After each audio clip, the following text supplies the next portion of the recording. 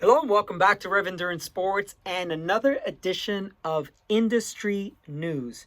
Today we're going to talk about two companies and their layoffs. Let's begin with Rad Power Bikes.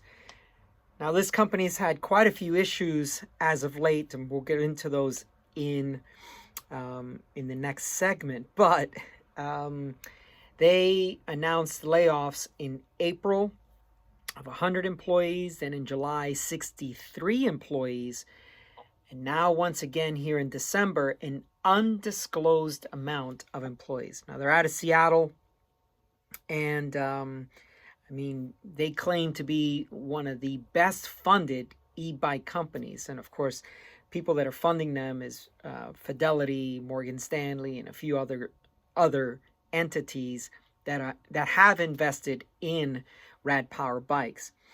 Now, some of you may be following some stories here on this channel. The one about the wrongful death, the young 11-year-old girl who had a brain injury, I think it was, and she was riding along with another 11 or 12-year-old girl. Then there's another lawsuit by State Farm for property damage. So that first one was wrongful death. This one's property damage. Something about creating a fire in someone's home. The Rad Power bike is allegedly the cause of that fire. And then there's another one that I had not heard about until I did this article. This third one is she's the person claiming this says that the stem was loose. It arrived with a loose stem, and so caused a crash. She hurt her hands and her wrists.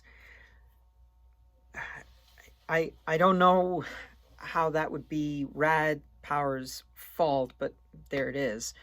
So that's another lawsuit that they have. But let's just cover a couple of things. So they just announced a trike. So this is an amazing thing. I mean, there's a guy locally here in San Diego who is missing an arm, and he rides a road bike in the front, and in the back it has a trike type of setup. So a trike e-bike would be probably a very good thing for people who have disabilities. So good news, and good for Rad Power for coming out with one of these.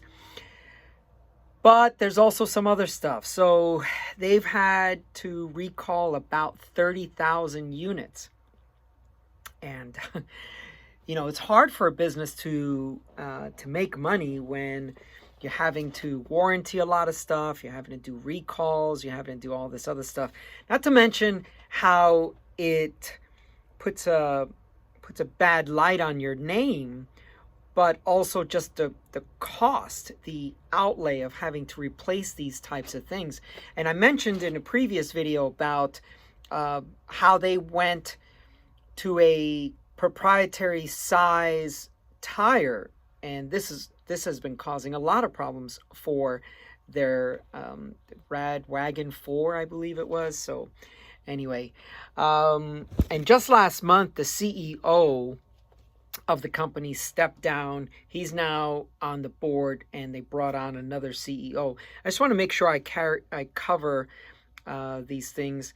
So there's about, I guess, about 500 employees. I have a note here of 500, but they have showrooms around the country, and they're trying to open more. And this is a place, this is a la Canyon, right? You go to a showroom and then you order the bike, because they are direct to consumer. They're not sold through bike shops. And so you go in, you can test ride one of their e-bikes and then order one, and it comes directly to your home. We have one down in pretty far south here in San Diego. I think it's Imperial Beach, which it was interesting for them to open way down there, but I guess real estate was cheaper down there. They have plans to open one or maybe they already did in Salt Lake City, Huntington Beach, California, and St. Petersburg, Florida. So, kind of getting around the country with this. Now, they claim that 30% of the people who have purchased bikes from them, they claim that those people bought an e-bike because of the rising fuel costs. So I'd like to know if that's a viable solution for you. I mean, I guess it depends on where you live and what your climate is like, and whether you'll still put gas in your car and drive through, 4 feet of snow instead of an e-bike, right? But here in San Diego, our weather's fairly moderate, so I guess, yeah, fuel costs go up, you ride your e-bike and you commute back and forth to work. But I'd like to hear from you folks what if that's a viable option and solution for you on the rising fuel costs, which of course they ebb and they flow. They don't always stay high. But they also claim that they have sold 550,000 bikes. So yeah, that's pretty darn good.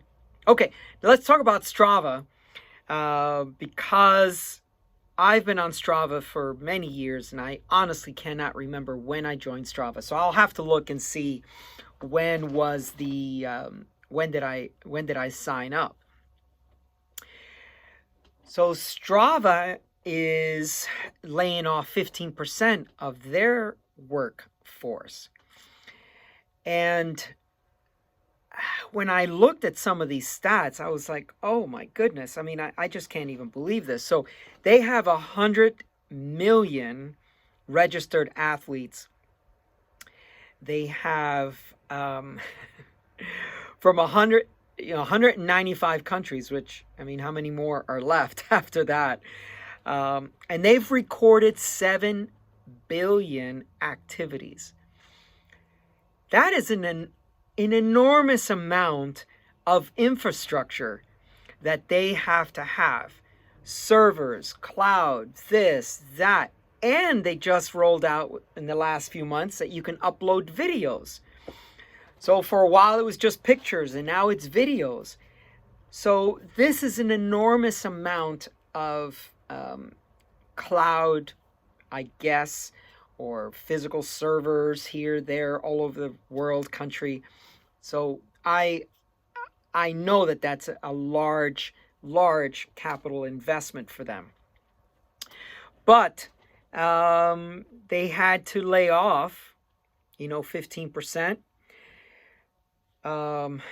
Possibly about 40 employees. We don't know the exact number. But they claim to have 400 employees worldwide, spread out in 3 offices: San Francisco, Bristol, UK, and Dublin, Ireland. Now, as I was talking about this massive infrastructure that they have to have, they have been able to get funding.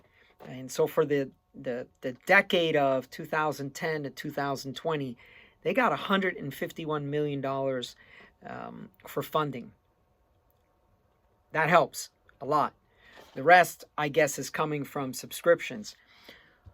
I'm curious of my viewers, how many are on Strava? And, in my local area here in San Diego, it seems like most people that I talk to are on Strava. I'd like to find out. So I'm curious.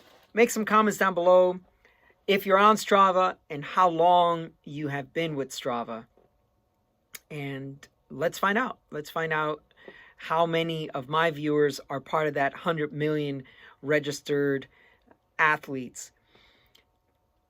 And part of that layoff, just so you know, it was product designers and product managers. So I don't know. I mean, I guess customer service. I've never really used them for anything.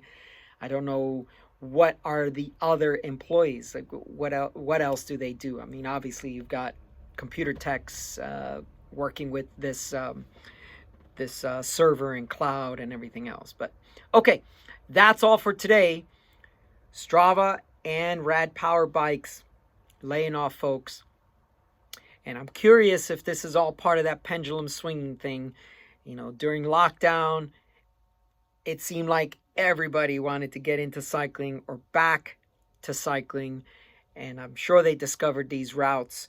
These apps, Strava, Commute, Ride with GPS. There's several others. Let's ask that. If you're not using Strava, then what app are you using to keep track of your rides, your mileage, your elevation, your routes, that kind of stuff? Okay, that's all for today. Please like and subscribe, and we will see you up the road.